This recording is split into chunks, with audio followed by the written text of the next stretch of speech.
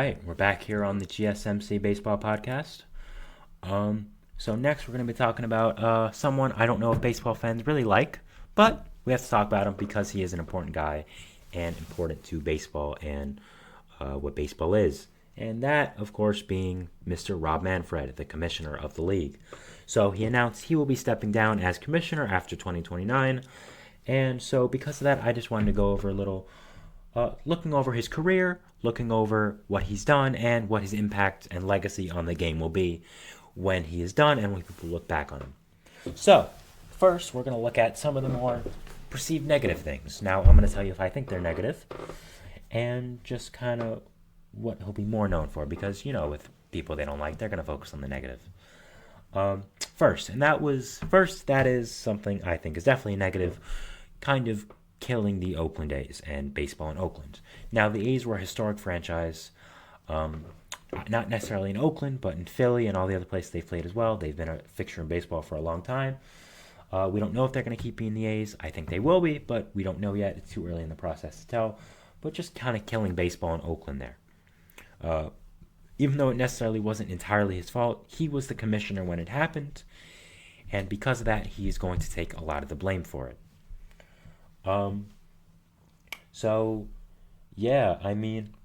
The A's obviously are moving to Las Vegas after some weird seasons and just a lot of rumors for so many years now that they're going to.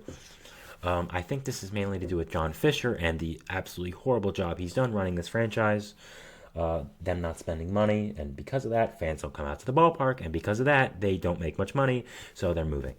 Now, again, I don't think this is Rob Manfred's fault entirely, but I think he did play a part in it and kind of moving them to Vegas instead of kind of working it out.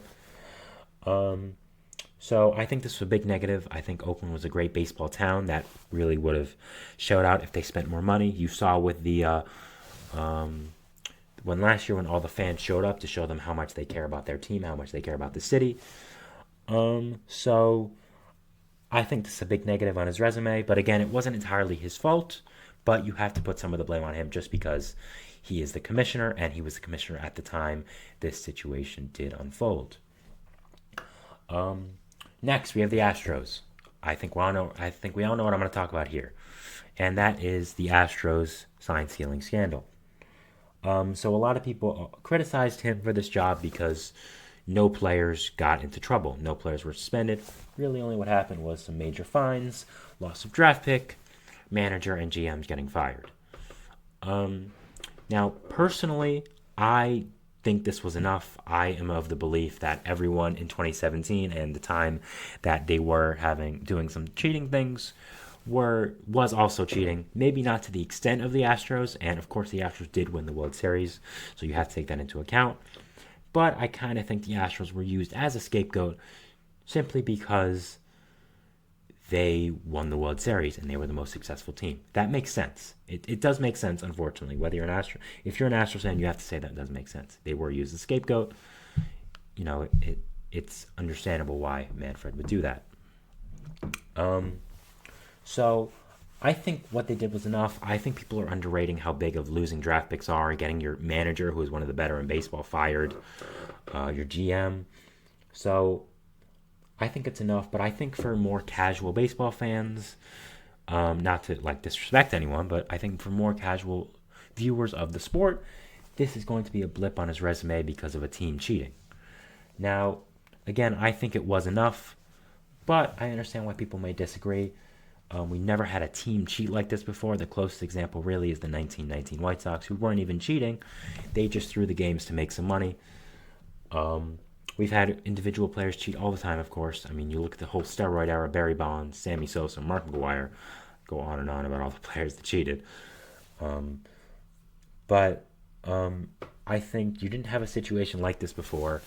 We know there was other teams cheating, of course. We know that the Red Sox got punished. We know that the Yankees had some interesting things going with them as well. Maybe not. Again, no one did it to the extent the Astros did, as far as we know. But I think everyone was cheating, and I think because the Astros had the most success, they're going to be the scapegoat naturally. That's just how it works. You can't argue with that logic. So I don't view it as necessarily a big negative, but I know a lot of people do, and that's understandable. I'm not going to entirely disagree with them.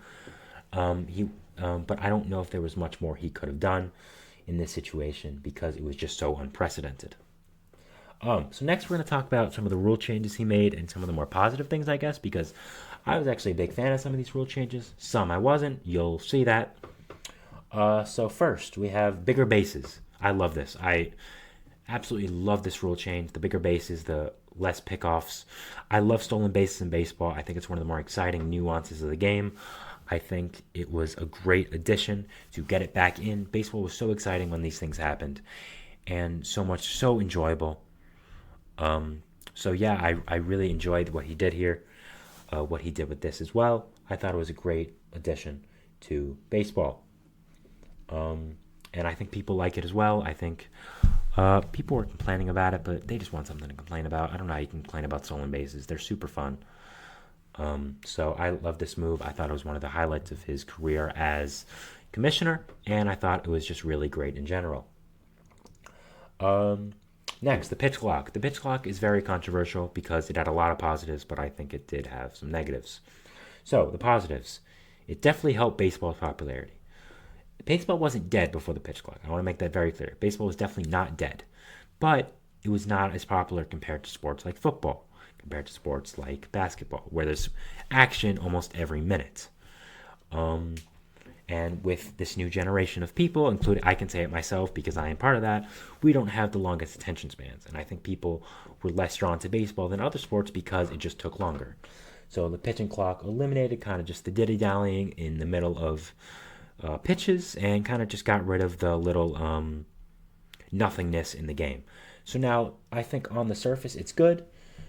I think it was nice. I don't think it necessarily saved baseball like single-handedly, but it definitely improved the sport ratings and popularity-wise. And people saying it didn't are just in denial because they don't like it, and it's changing. But there were a lot of more pitcher injuries last year, a lot more Tommy Johns. Now, you could attribute that to just pitchers throwing better and harder than they ever have before, but at the same time, it was the first year with the pitching clock, and you can argue that, okay, maybe it was something to do with that because pitchers had less time to rest their arms in the middle of pitches. They had less time to rest in general. So I think that's some of the negatives here. Universal DH. Such a good rule. I give credit to Manfred for having the balls to do this. Not only for that, but for every single rule. Just changing the game up from what it once was. I appreciate that he's changed the universal DH. Look, Bartolo Colon hitting a home run was great. It was amazing. Pitchers hitting a home run, super fun. Archie Bradley, that triple in the playoffs, great. But that little parts of positives don't overweigh how boring pitcher at bats can be sometimes. If we want to improve the game, make it more exciting, get DHs in there. Get the best hitters on your team in there every single play, every single game. So it just made sense to do this. I thought it was one of the better moves the commissioner had ever made. I wanted the universal DH for a long time, and I'm glad I finally got it, and I'm glad baseball fans finally got it because I think it really improved the team. Not improved the game, sorry, and improved what was going on. Intentional walks. Before, of course, intentional walks, you had throwing out to the catcher 4 times, just 4 balls. That was kind of, again, just a wasted time in baseball. So I think it made a lot of sense to get rid of that. Again, guys hitting the intentional walk pitches outside of the strike zone was fun, but that rarely happens. That happens maybe once a month in baseball. That's probably being generous as well. So these small positives don't outweigh the other negatives it has, which is giving pitchers extra pitches that they don't need in their arm. And with how much stress is on their arms in baseball and right now because they throw harder and better than ever, it made sense to do away with it. So yeah, that made a lot of sense. The Ghost Runner, I hate the Ghost Runner. I'm sorry. This is one of the big negatives for Manfred's tenure for me. I don't like it. I understand why it's there. It's there because we want to make the game shorter, as I've said so many times now with these rules. That's the main basis. But it just takes away from such exciting games and what extra innings can be.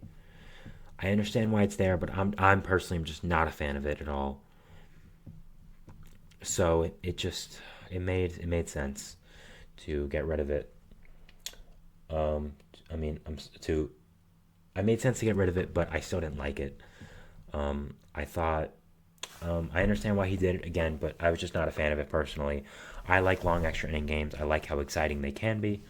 So, wasn't a big fan for my book, but I understand why it was there. The shift ban, another thing I hated. I didn't like the shift ban. I still don't. I will give credit to Manfred. I was kind of skeptical about how it would work, but he kind of pulled it off in a nice way. And even though players have kind of found a way around it, he's gonna ban that this offseason as well. Probably he did. Sorry. Um, I think it takes away big strategy in baseball. I mean, shift's been around since Ted Williams was in the league, which I mean, we know that was the 40s, so it's been around for a long, long time. So I didn't like it, but I understand why he did it. You want to see athletic players make defensive plays, as Francisco Lindor said. You want more hits, and that's what this does. So again, I can understand why he did all these things, but some of them I'm just not a fan of as a guy who's watched baseball his entire life and loves it, and it's really his life. Finally, for the rule changes, the 3 inning reliever limit. This one was fine. It kind of eliminated loogies, lefty only guys who would come in for a batter, face lefties or face a righty. Usually it would be lefties because there's less lefties in baseball.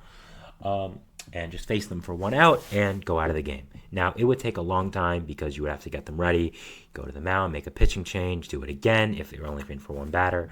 So, again, it's just getting rid of the nothingness in baseball, kind of the parts that don't have much action because of the new generation of people and how they're watching baseball and stuff like that. So, I understood it, and I don't think it's a big deal, really at all.